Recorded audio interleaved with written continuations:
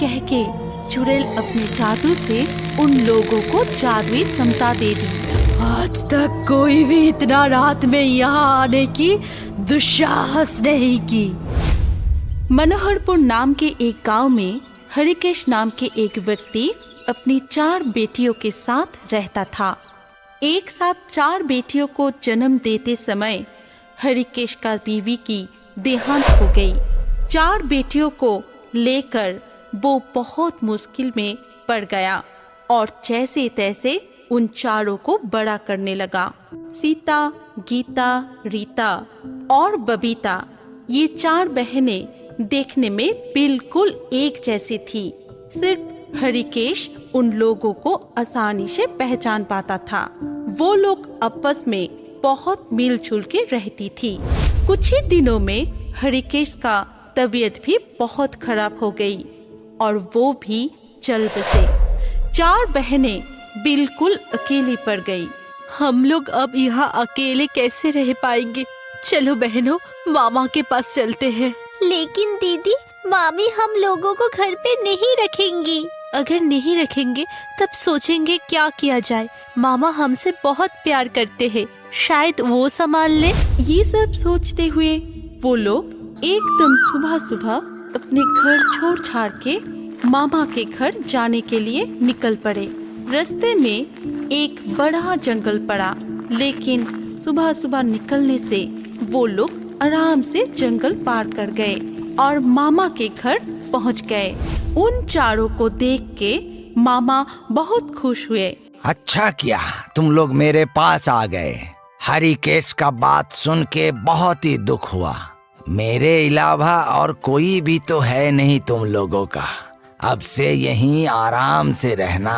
वो 4 जब मामा के घर पहुँचे तभी मामी घर पे नहीं थी। मामा ने उन 4 को खाना खाने के लिए दिया था कि तभी अचानक मामी आ जाती है। 4 बहनों को खाना खाते देख वो बहुत गुस्सा होती है। क्यों रे कालमुही लोग, अपने माँ बाप को खाकर शांति नहीं मिली? मुंह उठा के मेरे घर चले आए तुम लोग। अभी के अभी मेरे घर से निकल जाओ। अरे क्या बात कर रही हो तुम? हमारे बच्चों जैसा ही तो है। कहाँ जाएंगे ये लोग बोलो तो? अरे मेरे अलावा और कौन है इन 4 का? कौन रखेंगे इन्हें? मुझे कुछ नहीं मालूम। मेरे घर में ये सब नहीं चलेगा। ज्यादा बोलने से ना तुम्हें भी इस घर से निकल दूंगी। फिर अपनी भंजियों को लेकर रास्ते पे ही रहना। ठीक है। आज शाम हो चुका है, कल सुबह ही चले जाने के लिए कहूँगा मैं। लेकिन आज का रात यहीं पे रहने दो इन बच्चों को। नहीं, अभी के अभी निकल जाने के लिए कह दो। मुझे कुछ नहीं पता। मामा मामी के सारी बात 4 ने सुन ली थी। मामा दुखी होके उन लोगों के पास आके चुपचाप खड़ा रहा। हमने सब कुछ सुना है, अब चिंता मत करो मामा जी, हम चले जाएंगे। रात होने वाली है बेटा। रात के वक्त जंगल में मत जाना और कहीं ठहर जाना। सुबह होते ही घर चले जाना और मैं हर महीना जाकर तुम लोगों को पैसा दे के आऊंगा। तुम लोगों को कोई दिक्कत नहीं होगी। बहुत ही बुरा लग रहा है बेटा, पर क्या करें, और कोई उपाय भी तो नहीं है। मुझे माफ कर देना बेटा। आपको माफी मांगने की कोई जरूरत नहीं है। आपके पैसे भी हमें नहीं चाहिए। आप अपना ख्याल रखना, हम चलते हैं। अपना ध्यान रखना बेटा, और मेरा बात याद रखना, रात के वक्त जंगल के अंदर मत जाना।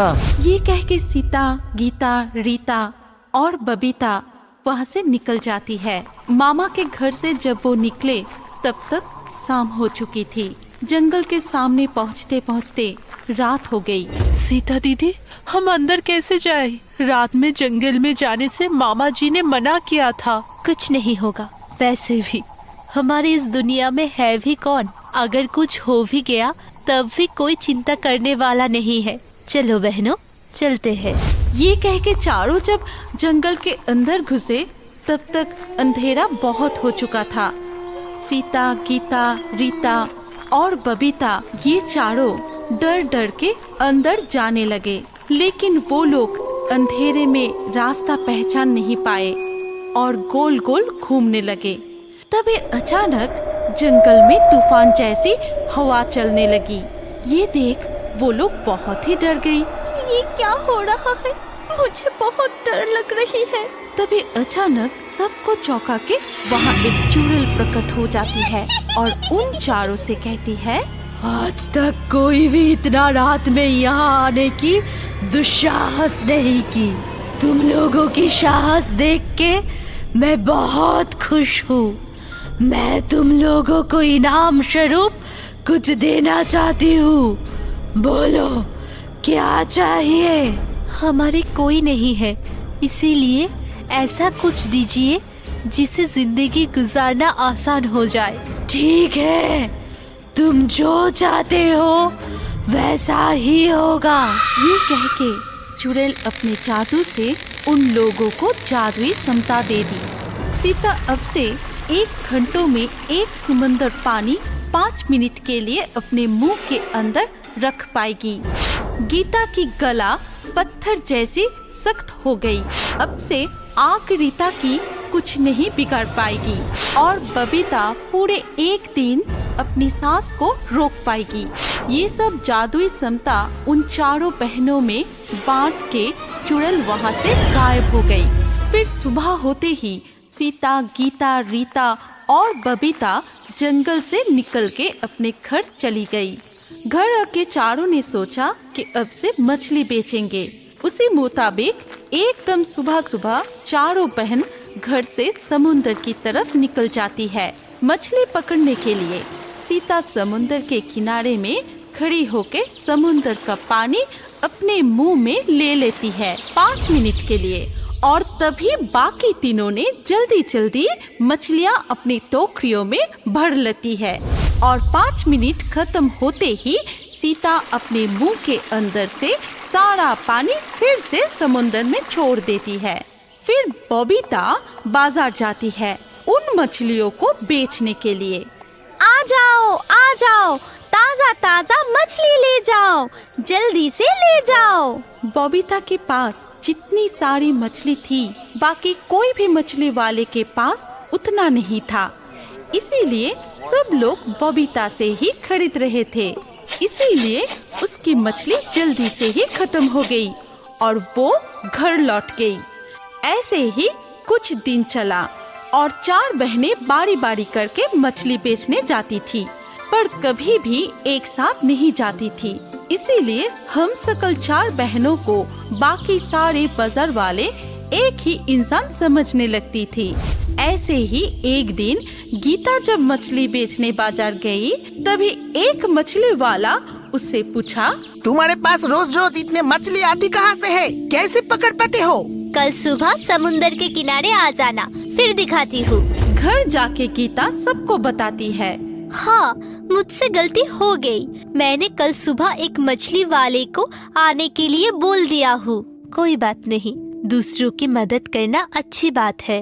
अगले दिन सुबह सीता अकेले ही समुंदर के किनारे जाती है और वो मछली वाला को बोलती है, मैं 5 मिनट के लिए समुंदर के पानी अपने मुंह में ले सकती हूँ, तो तुम्हारे पास 5 मिनट समय है।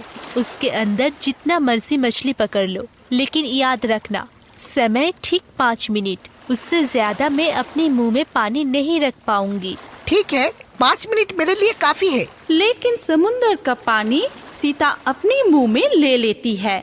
इतनी सारी मछलियों को एक साथ देख के वो मछली वाला अपना सूद बूद खो दिया और मछली पकड़ता ही रह गया। किनारे से सीता इशारा करती रही, लेकिन उस मछली वाले ने वो देखा ही नहीं और 5 मिनट खत्म होने से सीता समुंदर का पानी मुंह से छोड़ दिया और वो मछली वाला उधर ही डूबकर मर गया। उस मछली वाले की घर वाले ने राजा को जाकर शिकायत कर दिया और अगले दिन सीता की जगह पे गीता को राजा के प्यादा आके बाजार से पकड़ कर ले गया। फिर भरी सभा में राजा गीता से कहा, मेरे राज्य में कोई भी जुल्म नहीं कर सकता, पर तुम्हारे बारे में मुझे शिकायत मिली है, इसलिए तुम्हें ऐसा दंड दूंगा कि उसे देख के सबको सबक मिल जाएगा। सिपाहियों, आज ही इसे फांसी लगा दो। सिपाहियों ने फांसी की तैयारी की, लेकिन गीता को जब फांसी लगाई तब उसको कुछ भी नहीं हुआ, उल्टा फांसी की रस्सी ही टूट गई। ये देख के राजा चौंक गई। फिर गीता से कहा, फांसी में अड़चन आ गई, इसलिए आज तुमको दंड नहीं दे सकते। कल तुम्हें आग में जलाकर दंड देंगे। आप जैसे कहेंगे वैसे ही होगा, लेकिन आज मुझे आखिरी बार अपने परिवार के साथ रहने दीजिए और यही मेरी आखिरी इच्छा भी है। ठीक है, आज तुम जा सकते हो, लेकिन कल सुबह ही आ जाना। ठीक है महाराज। ये कह के गीता घर चली जाती है। कैसे वो बच गई ये कहानी बाकी बहनों से करती है। सब सुन के रीता कहती है, गीता तुम चिंता मत करो, कल सजा लेने मैं जाऊंगी। आग से मुझे कुछ भी नहीं होगा, मैं सही सलामत वापस आ जाऊंगी। सुबह होते ही रीता राज दरबार में पहुंच जाती है। रीता को देख के राजा आदेश देता है, सिपाहियों, आग लगाओ और उसमें इस लड़की को धकेल दो। सिपाहियों ने राजा के आदेश के मुताबिक आग में रीता को धक्का दे दिया, लेकिन उसको कुछ नहीं हुआ। आग बुझ गया, लेकिन रीता बिल्कुल सही सलामत रह गई। ये देख के राजा अचंभित हो गया। फिर वो रीता से कहा, मुझे लगता है कि तुम जरूर जादू टोना जानती हो, इसलिए तुम्हें कुछ नहीं हुआ। अब तुमको पानी में डुबोकर मार डालेंगे। ठीक है, जैसी आपकी मर्जी, लेकिन मुझे सिर्फ आज आखिरी दिन अपने परिवार से मिल लेने दीजिए। पानी में डूब के मैं तो कल मर ही जाऊंगी। आज मेरी आखिरी इच्छा पूरी कर दीजिए। ठीक है, आज आखिरी बार तुम्हारी इच्छा मान लेते हैं। आज तुम जाओ, परंतु कल सुबह ही तुम आ जाना। राजा से छुटकारा मिलते ही रीता घर जाके सारी बात तीनों बहनों को बताई। सब सुनकर बबीता कहती है, तुम लोग चिंता मत करो, कल मैं जाऊंगी पानी में डूबने के लिए। मैं पानी में डुबकी लगा के सांस रोक के बैठी रहूंगी। रात में तुम लोग जाके मुझे उठा के ले आना। ठीक है, पर अभी हम यहाँ नहीं रहेंगे। यहाँ से कहीं दूर जाके नई तरीके से शुरुआत करेंगे। जब तक हमारे पास ये जादुई शक्ति है तब तक कोई चिंता नहीं है। अगले सुबह बबीता राजा के पास पहुँच गई। राजा ने सिपाहियों को बबीता को समुन्द्र में डुबाने की आदेश दे दी। आदेश अनुसार सबने बबीता को समुन्द्र के पास ले जाकर धक्का दे दिया और सोच लिया अब ये मर गई, और सब वापस राज दरबार लौट गए। रात में सीता, गीता और रीता आके बबीता को बुलाने लगी। कुछ ही देर में बबीता समुन्द्र से उठकर आ गई। तुम ठीक हो ना? मैं बिल्कुल ठीक हूँ दीदी, लेकिन अब जल्दी चलो, रात खत्म होने से पहले ही हम लोगों को बहुत दूर जाना है। हाँ हाँ, चलो चलो। फिर चार बहनें एक साथ नए से जीवन शुरू करने के लिए चल पड़े। हमारी कहानी यहीं पर समाप्त होती है। अगर आपको ये कहानी अच्छी लगी हो तो इस वीडियो को लाइक करें और अभी और एक नई मजेदार कार्टून देखने के लिए स्क्रीन के ऊपर इस वीडियो को क्लिक कीजिए और हमारे इस चैनल को जल्दी से सब्सक्राइब कर लीजिए।